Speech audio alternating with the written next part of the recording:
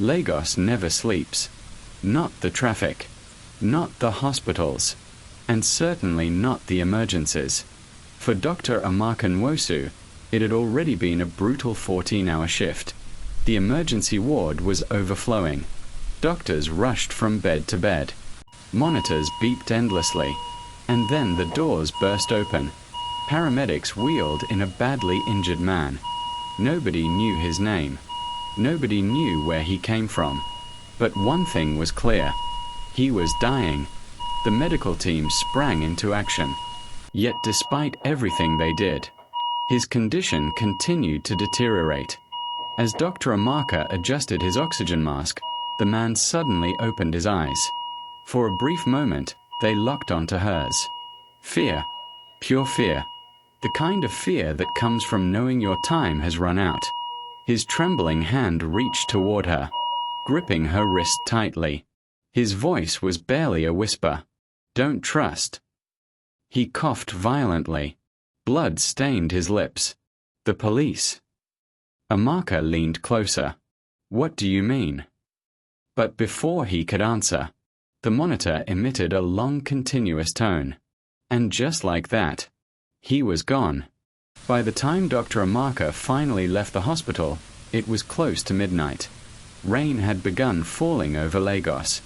Not enough to stop traffic, but enough to make the city glow beneath the streetlights. She checked her phone. 3% battery. No ride requests were being accepted. Her old Corolla was still at the mechanic, and exhaustion was beginning to win. All she wanted was to get home. Then a commercial bus slowed beside her. Maryland. Ohota. Kitu. The conductor called out. Inside sat what looked like ordinary passengers. A student. A woman carrying shopping bags. 2 middle-aged men. Nothing seemed unusual. At least not at first. After another failed attempt to book a ride, Dr. Amaka climbed aboard. A simple decision. One she would soon regret. For the first few minutes, everything felt normal. Then, slowly, the atmosphere began to change. The student stopped pretending to use his phone. The woman wasn't carrying groceries at all. The shopping bags were empty. One of the men kept watching her through the window's reflection. And then she noticed something worse. The bus had passed her usual route home. Then another turn. Then another. A cold feeling settled in her stomach. Something wasn't right. The doors locked. Click. The sound echoed through the bus. Suddenly the passengers stopped pretending. Knives appeared. The conductor's smile vanished. The driver's friendly face disappeared. And in that moment, Dr. Amaka realized the truth. This wasn't a commercial bus. It was one chance. Every Lagos resident had heard the stories. Many never lived to tell them. The gang collected her valuables. Her phone. Her ATM cards. Her money. Everything. But strangely, they didn't seem satisfied. The leader leaned forward, his scarred face inches from hers. Then he asked a question she never expected. "Where is it?" Amaka stared back, confused. "What are you talking about?" The gang leader's eyes narrowed. "We know he gave it to you." And suddenly, the memory of the dying journalist came rushing back. The journalist's face flashed through her mind. His terrified eyes. His final warning. Don't trust the police. For the first time that night, Dr. Amaka realized the attack wasn't random. These men weren't after her money. They were after something else.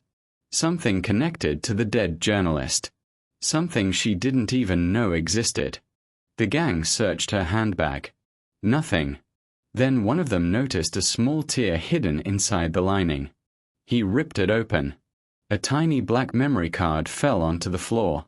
The entire bus went silent. Even Dr. Amaka stared in shock. She had never seen it before. The journalist had hidden it without her knowledge. And now everyone wanted it.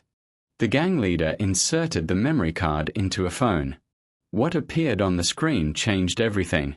videos, documents, photographs, names, transactions, evidence. Enough evidence to destroy powerful people. The gang members exchanged terrified glances. Suddenly they weren't acting like predators anymore. They were acting like men who had just realized they were in danger. The gang leader slowly looked up from the screen, then turned toward Dr. Amaka. His expression had changed. This was no longer about robbery. This was survival. Because now she knew what was on that card. And she had seen their faces. The leader leaned closer. His voice was cold. "You've seen too much." For the first time that night, Dr. Amaka truly believed she might die. Then headlights appeared behind them. Bright. Fast. Closing in. One vehicle. Then another. Then another. The gang leader shouted at the driver. The bus accelerated. Rain hammered the windshield. Streetlights became streaks of light. The city blurred around them. Inside the bus, panic spread. Even the criminals looked afraid. And that terrified Dr. Amaka more than anything. The chase ended in seconds. But it felt like forever. The driver pushed harder. Faster. Faster. Then came the explosion. A tire burst. The bus spun violently across the wet road. Glass shattered. Metal screamed. Bodies slammed into seats. The world became rain. Sparks. Darkness. And chaos. Then everything stopped. The nightmare was finally over. The memory card survived. And so did Dr. Amaka. Investigators soon discovered the truth. The dying man had been an undercover investigative journalist. For years he had secretly gathered evidence against a powerful criminal network. Kidnapping, trafficking, corruption, extortion. Everything was stored on that card. Within weeks, arrests began. The criminal empire started collapsing. And the truth finally came to light. 3 months later, Dr. Amaka stepped out of the hospital after another long shift. The city looked exactly the same. The lights, the traffic, the rain, the noise. But she had changed.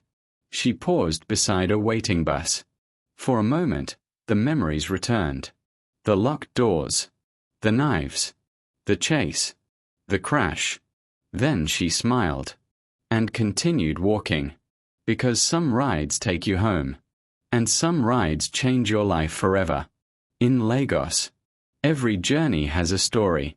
But this was one Dr. Amaka would never forget. The streets of Lagos never sleep.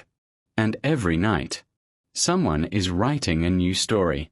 This was Dr. Amaka's. The next one could be anyone's. Subscribe to Buka Law for the next chapter of Against the Streets of Lagos.